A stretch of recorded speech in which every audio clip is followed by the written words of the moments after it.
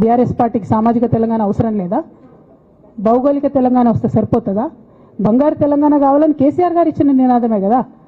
బంగారు తెలంగాణ అంటే ఏంది? హరీష్ రావు ఇంట్లో బంగారం ఉంటే, సంతోష్ రావు ఇంట్లో బంగారం ఉంటే బంగారు తెలంగాణ అవుతుందా? కాదు కదా. ప్రతి ఒక్క సమాజం బాగుంటేనే బంగారు తెలంగాణ అవుతుంది. నేను అదే కదా మాట్లాడినా.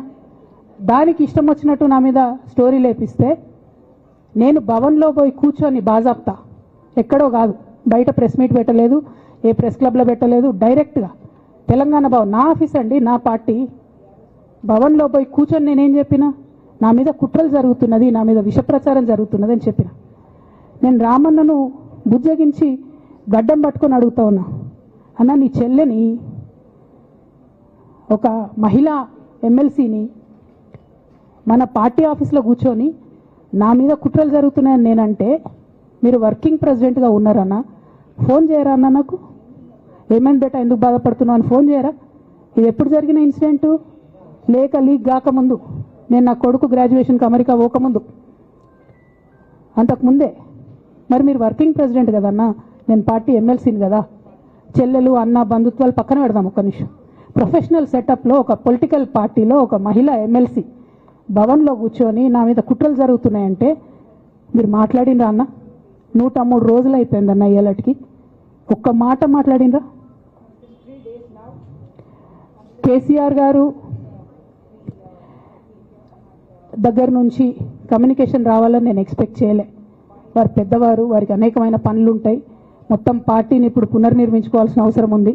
తెలంగాణకు జరుగుతున్నటువంటి అన్యాయాన్ని వారు ఎప్పటికప్పుడు దిశానిర్దేశం చేయాల్సిన అవసరం ఉంది.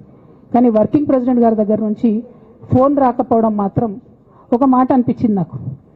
నేను కేసీఆర్ గారి బిడ్డను, నేను కూర్చొని ప్రెస్ మీట్ పెడితేనే రెస్పాన్స్ రాలేదంటే మరి ఇంకో మామూలు మహిళా కార్యకర్తకు బీఆర్ఎస్ పార్టీలో మన అన్యాయం జరిగితే రెస్పాన్స్ వస్తుందా? నాకైతే అనిపించలేదు. వస్తుందేమో నాకు తెలియదు. కానీ నేను ఒక మాటకు నాకు సంతోషం అనిపించింది. నాకు నోటీస్ రాగానే అక్కడ మహిళా ఎమ్మెల్సీలు కూర్చొని, మహిళలందరినీ కూర్చొని, ఫస్ట్ టైం అనుకుంటా భవన్లో 5 మహిళలు కూర్చొని ఇండిపెండెంట్గా ప్రెస్ మీట్ మాట్లాడింది. చాలా సంతోషం. ఇటువంటి అంతర్గత ప్రజాస్వామ్యం రావాలనే నేను కోరుకున్నా. మహిళలకు, ఎస్సీలకు, ఎస్టీలకు, బహుజనులకు కోటరీల అడ్డంకులు లేకుండా యాక్సెస్ రావాలి. అది మైక్కి యాక్సెస్ రావాలి, బాస్కి యాక్సెస్ రావాలనే నేను అనుకున్నా. అది జరిగింది, చాలా సంతోషం. నన్ను సస్పెండ్ చేసినాక అయినా పర్లేదు, కానీ జరిగింది. నిన్న మహిళలందరూ కూర్చొని మాట్లాడి నేనేమంటున్నా అంటే, కేసీఆర్ గారు, కేటీఆర్ గారు, నేను, మా కుటుంబం, మాది రక్త సంబంధం. పదవులు పోతేనో, పార్టీలకు వెళ్ళి సస్పెండ్ చేస్తేనో పోయేటటువంటి బంధం కాదు. కానీ ఎవరైతే వెస్టెడ్ ఇంట్రెస్ట్ ఉన్న పార్టీలు ఉంటారో, పార్టీలో ఉండి కేవలం డబ్బు సంపాదించుకోవాలనేటటువంటి ఒక ఆలోచనతో, వ్యక్తిగత లబ్ధి పొందాలనేటటువంటి ఆలోచనతో ఉన్నటువంటి వ్యక్తులు, వాళ్ళకి కావాల్సింది ఏంది? మేము ముగ్గురం కలిసి ఉండొద్దు.